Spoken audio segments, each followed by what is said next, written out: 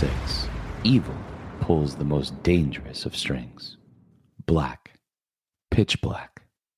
The warm confines of the walls and sand shifted as Snazzy attempted to gather her bearings. There was no way of knowing how long she'd dozed off for, as there were no moons or anything visible as far as her debilitated human eyes could see.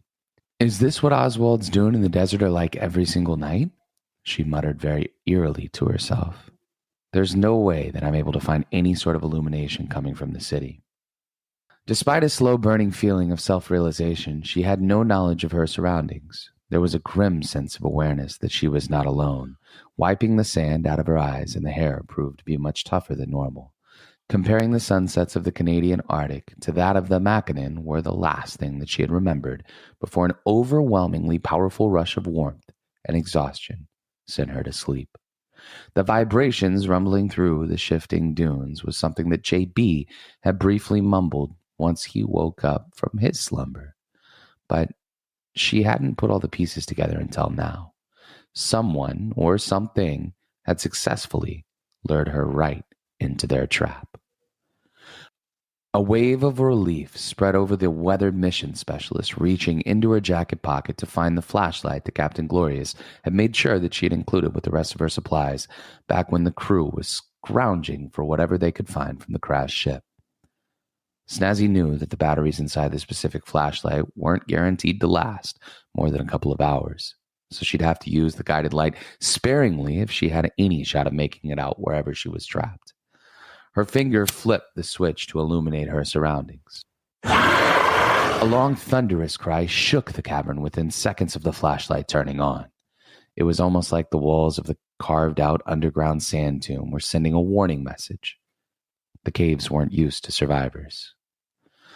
Another bellowing sound echoed through the tunnels, with a second not too far behind it. Out of all three sounds Snazzy had heard, the initial calling felt much, much closer. She pulled herself back up and started tiptoeing forward, keeping one hand on the wall as a guide as she flickered the light on and off, not to attract any more attention.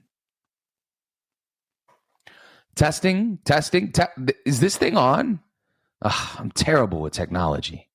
Sean frantically muttered under his breath, fumbling the new communicator given to him by Myrna. Why would an alien life force that we've never met before be nice enough to invite us into their city? How in any world would it be believable that they'd be willing to build us a freaking brand new spaceship without any payment or repercussions? These things just aren't adding up, and I have no idea how to tell the rest of the team without destroying everyone's spirits. In addition to all of that, I saw the concern on both Myrna and Bertrand's faces whenever JB referred to Snazzy still being out in the desert, miles away from Sagrid and the Outer's Bazaar. That look alone gave me an instant pit in my stomach. Man, I really hope this thing is recording right now. "You said something, Commander," exclaimed Risk. He noticed a concerned look in the leader's eyes as Zenu finished his declaration in the Citadel Square. Sean had not noticed that Risk had followed him into a nearby alley while attempting to record a ship log for that daily manifest. As shocking and concerning that this specific entry was, the commander quickly realized that the word would probably spread if Risk had overheard him. "My goodness, man, you scared the shit out of me. Did you hear any of that?" Sean responded while wiping the beads of nervous sweat from his forehead. Risk shook his head. "Nothing outside of you signing off. Is there anything you want to relay to Vaughn or the team?" The commander wanted to snip this in the bud right away, but he didn't have quite enough evidence to prove that things all of a sudden seemed way too good to be true. It would be pointless if he went to Vaughn and the team had little to nothing to stand on outside of gut feeling. All he could think of was that both Myrna and Bertrand's faces when JB mentioned that Snazzy was still out in the desert. "There's not much that I can say at the moment, but it'll come out in due time," Sean said. "Let's head over and join the team and check out the new ship." The two crew members waded their way through the hustle and bustle of Sentinel Square, making their way towards the statue of Zenu. The obnoxiously large reverend sculpture was used as an entryway of sorts as the planet's multitude of ship hangars. After a few minutes of bobbing and weaving through traffic, Sean and Risk finally met back up with Vaughn and the rest of the recruits. About time you guys made it over here, Vaughn stated, obviously impatient. If I had to hear about Josh talk about the bizarre popcorn one more time, a loud, interrupting roar came from behind the piece of machinery. Human, no talk bad about popcorn. Holy sheesh, man. Where the heck did you come from? The deafening explanation startled practically everyone, but Vaughn was by far the most vocal. It looks like you've met my dear friend Vadim, stated Ringbolt, as he made his way down the boarding ramp of the majestic vessel promised by Zenu and the council. He may be able to rip off every head of Snorpdrid in one scoop, but I promise he's just a big baby at heart. The massively jacked space turtle stepped out from behind the machinery as he was working with, and he made his way towards Ringbolt, who was joined by several other similar-looking creatures. Sean, Vaughn, and the crews all stared in awe at these colossal creatures, many still trying to pull their souls back into their bodies after they had been half scared to death. I'd like for all of you to meet the rest of our team. Electron and Link are magic wielders, prioritizing the creation of some sort of the most advanced shield generating technology in the galaxy. Reg and Vadim are muscles of our operation, each genetically and physically gifted in their own ways. The weathered war veteran wrapped up his four-fingered hand around the gold ring that resided on his left arm. As for me, you know by now that my name is Ringbolt. Known across the stars as the Theoluvians, our lifelong mission is to bring safety and security to life forms that can't protect themselves. An honor passed down from centuries upon centuries of former ring bearers. It can be a hard, unforgiving way of life. All we ask of you is to respect, and in return, it shall be given. Before Ringbolt could get another word in, a loud metal clang rang through the inside of the ship, followed shortly by an android-looking turtle, closely resembling in the rest of the dream team. Ah, yes. How forgetful of me, Ringbolt said as he gestured towards the boarding ramp. It is my pleasure to introduce the most advanced specimen of our entire team.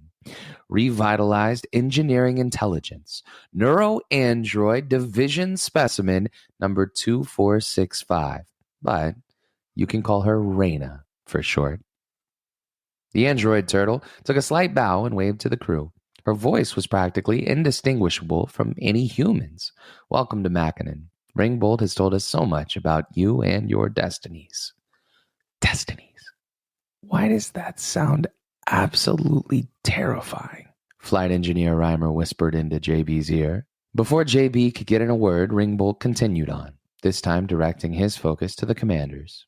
What Zenu said about the ship is true.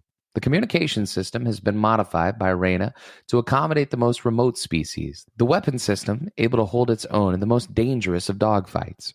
The warp drive is a state-of-the-art hyperspace upgrade that will transport you at the fastest rate the galaxy has ever seen.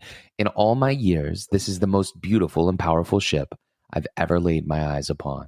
Commander Vaughn replied hesitantly, I mean this in the most respectful way possible, but why don't you all just take the ship as yours? Why all this work is being put in just to benefit us? Ringbolt's smile was filled with an ancient wisdom as he turned back towards the striking work of art. You'll get this answer in due time, young one. Everyone's questions will be answered soon. In the meantime, you may start to board the ship and make it your own. All right, you heard the man. I mean, Turtle Man. I mean, you know what I mean, shuddered Sean as he turned towards the crew. Janitors, let's get to work and clean this baby up and prep it for launch. Janitors Randy, Jacob, Lance, Eric, Sharp, Pitch Dark, and the monster all followed Captain Brian into the newly acquired vessel. Things were finally starting to feel like home again, one day at a time. After what felt like the longest hours of her entire life, Snazzy had made, or at least thought that she'd made pretty decent progress in the never-ending sand tunnels. She was so focused on the flashlight giving her away that she hadn't been focusing on the sound of her boots hitting the moist sand until the water droplets of a puddle splashed onto her legs. Terrified of the possible costly mistake that she had just made, she immediately turned off the flashlight and stood completely still. A quiet yelp of sorts echoed throughout the walls. Whatever it was, it felt like it was in the same room now. This is it. I've really done it this time, she gasped to herself. There was a rhythmic snorting of sorts, gradually becoming louder by the second.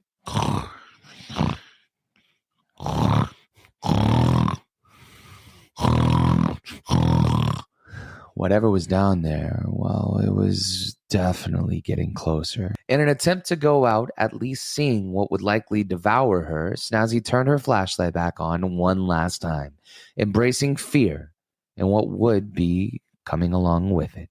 It was then, to her surprise, that the beast in front of her actually appeared to be more scared of her than she was of it.